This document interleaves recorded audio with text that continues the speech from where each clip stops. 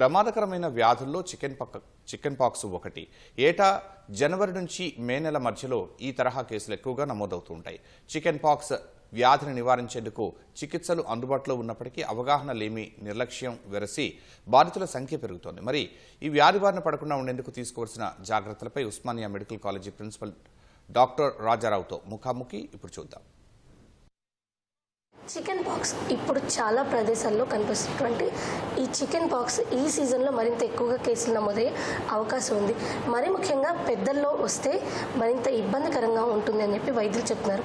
ఈ నేపథ్యంలోనే chicken pox రాకుండా అసలు ఎలాంటి జాగ్రత్తలు తీసుకోవాలి, దీనికి సంబంధించిన వ్యాక్సినేషన్లు ఏమున్నాయి, వస్తే ఏం చేయాలి, ఈ వివరాలు తెలిపేందుకు ప్రస్తుతం మనతో ఉన్నారు Osmania medical college principal doctor Rajarao గారు.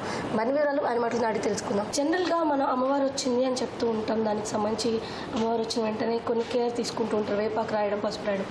అసలు ఏంటిది ఎగ్జాక్ట్గా ఈ సీజన్లో ఎందుకు వస్తుంది? బేసిక్గా ఇది ఒక వైరల్ డిసీజ్. ఇది వారిసెల్లా జోస్టర్ అనే ఒక వైరస్ వల్ల వస్తుంది. సో ఈ వైరస్ మన బాడీలో ప్రవేశించినాక ఒక 10 నుంచి 21 రోజులు, అంటే ఇంక్యుబేషన్ పీరియడ్ అంటాము, అప్పుడు మొదలవుతుంది ఈ వైరస్ ప్రభావం బాడీలో. ఎక్కువగా ఇది లెస్ దాన్ 10 years వాళ్ళలో వస్తుంది. కానీ పెద్దవాళ్ళలో, అడల్ట్స్లో కానీ, తర్వాత ప్రెగ్నెంట్ లేడీస్లో కానీ, ఇమ్యూనో కాంప్రమైజ్డ్లో కానీ వచ్చినప్పుడు మాత్రం చాలా సివియర్గా ఉంటుంది. ఇది బేసిక్గా ఏ వైరల్ ఇల్నెస్ అయినా కానీ ప్రోడ్రోమ్ అంటాం. ప్రోడ్రోమ్ తోటి స్టార్ట్ అవుతుంది. అంటే ఏంటి? సివియర్ హెడేక్ ఉండటము, బాడీ పెయిన్స్ ఉండటము, వీక్నెస్ ఉండటము, ఏమీ చేత కాకపోవటము, ఫీవరిష్గా ఉంటుంది. పట్టుకుంటే ఫీవర్ లేకపోవచ్చు కానీ ఫీవరిష్గా ఉంటుంది. దీని అన్నిటినీ కూడా మనము ప్రోడ్రోమ్ అంటాము. దీని తర్వాత ర్యాష్ మొదలవుతుంది. ఈ ర్యాష్ అనేది ఒక రెడ్డిష్ దీనిలాగా ఎలివేటెడ్, ఇది చిన్న చిన్న చెమటకాయలాగానే కొంచెం పెద్ద సైజులో ఉంటాయి. దాని నుంచి ఆ ర్యాష్ మొదలైపోయాక తర్వాత దాంట్లో ఫ్లూయిడ్ ఫిల్డ్ వెసికల్స్ అంటాం. అంటే నీటి బుగ్గల్లాగా తయారవుతాయి అవి. ముందు అవి మొదలు కావటం ఏంటంటే ట్రంక్లో మొదలవుతాయి. ముందు చెస్ట్ మీద, దాని తర్వాత వీపు, దాని తర్వాత ఫేస్, దాని తర్వాత కాళ్ళు చేతుల వరకు కూడా వ్యాపిస్తాయి. అది నోట్లో కూడా కొందరికి ఈ బుగ్గలు, నీటి బుగ్గల్లాగా వస్తాయి. ఇప్పుడు ఈ సీజన్లోనే ఈ కేసులు ఎక్కువగా కనిపిస్తున్నాయి. దీనికి కారణం ఏంటై ఉంటుంది? అండ్ మీరు అన్నారు దీన్ని ముందుగా గుర్తించలేకపోతామని. అసలు ఏమైనా టెస్టులు ఉన్నాయా ముందుగా గుర్తించడానికి? ముందుగా రావటం అనేది తెలుసుకోవటం కష్టం కాబట్టి ఏం చేయాలి మరి? ఈ ఎవరికైతే వస్తుందో వాళ్ళని ఐసోలేట్ చేస్తాము.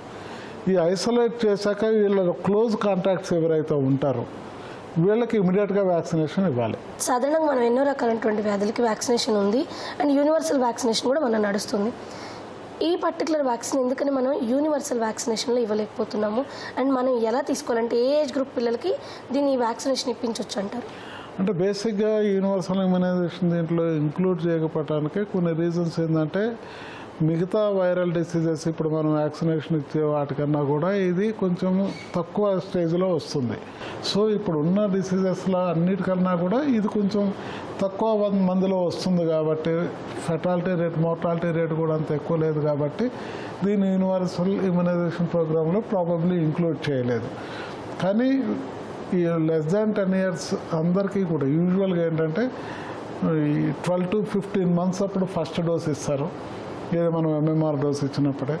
దాని తర్వాత సెకండ్ డోసు 4 to 6 months అప్పుడు ఇస్తారు. ఇది పిల్లల్లో. అడల్ట్లో మాత్రము ఎవరైనా కూడా ఆల్ అడల్ట్స్ వ్యాక్సినేషన్ తీసుకోవటం మంచిది. ఎందుకంటే అడల్ట్స్లో ఒకవేళ ఈ చికెన్ పాక్స్ వస్తే చాలా సివియర్గా ఉంటుంది. సో వాళ్ళల్లో మనకి ఈ వ్యాక్సినేషన్ అంటే ఎప్పుడైనా తీసుకోవచ్చు. వ్యాక్సినేషన్ ఎవరైనా తీసుకోవచ్చు.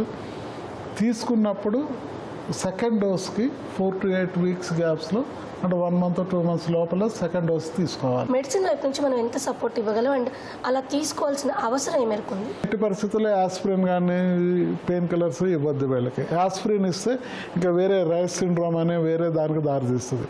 సో యాస్పిరిన్ లాంటివి ఇవ్వద్దు, పారాసిటమాల్ ఇవ్వచ్చు. లేకపోతే చికెన్ పాక్స్ రాకపోయినా కూడా మనకు వచ్చిందా రాదో తెలియదు కదా ఒక్కొక్కసారి. అటువంటి స్టేజ్లో కూడా ఈ షింగిల్స్ అనే వ్యాక్సిన్ 50 ఏళ్ళు దాటిన వాళ్ళు కానీ, లేకపోతే ఇమ్యూనిటీ సరిగ్గా లేని వాళ్ళు, వాళ్ళు కూడా ఈ వ్యాక్సిన్ తీసుకోవాలి. షింగిల్స్ అనే వ్యాక్సిన్స్ తీసుకోవాలి. అగెన్స్ట్ షింగిల్స్ మనం ఇప్పుడు ఏంటంటే అడల్ట్ ఇమ్యునైజేషన్లో అబౌవ్ 65 years వాళ్ళకి ఈ జోస్టర్ వ్యాక్సిన్ కూడా మనం అడ్వకేట్ చేస్తున్నాము. సరే, అయితే ఇలాంటి వాళ్ళకి ఆహారపరంగా ఎలాంటి నియమాలు ఉంటాయి? మనకి లిక్విడ్ ఫామ్లో ఎక్కువ ఇస్తే బాగుంటుంది, సాఫ్ట్ డైట్. సో ఇది ఇవ్వచ్చు ఇది ఇవ్వకూడదు అని అంటూ అట్లా ఆహార నియమాలు ఏం లేవు, కానీ ఈజీలీ డైజెస్టబుల్ ఫుడ్ ఇదొకటి గమనించవలసిన విషయం. Thank you sir, thank you so much, thanks a lot. So ఇది చికెన్ పాక్స్ వస్తే తీసుకోవాల్సిన జాగ్రత్తలు కావచ్చు, రాకుండా ముందస్తు జాగ్రత్తలు తీసుకోవడం మరింత ముఖ్యం అంటున్నారు డాక్టర్ రాజారావు గారు. దీనికి సంబంధించిన వ్యాక్సిన్లు ప్రతి ఒక్కరు తీసుకోవాలని చెప్పేసి, అడల్ట్స్ అయినా చిల్డ్రన్ అయినా వాళ్ళకి సంబంధించినటువంటి ఈ వ్యాక్సిన్లు ఉంటాయి. వాటిని తీసుకోవడం ద్వారా ఈ వైరస్ రాకుండా ముందుగా కాపాడుకోవచ్చు అని చెప్తున్నారు. కెమెరా పర్సన్ రమేష్తో రమ్య, విజయవి న్యూస్, హైదరాబాద్.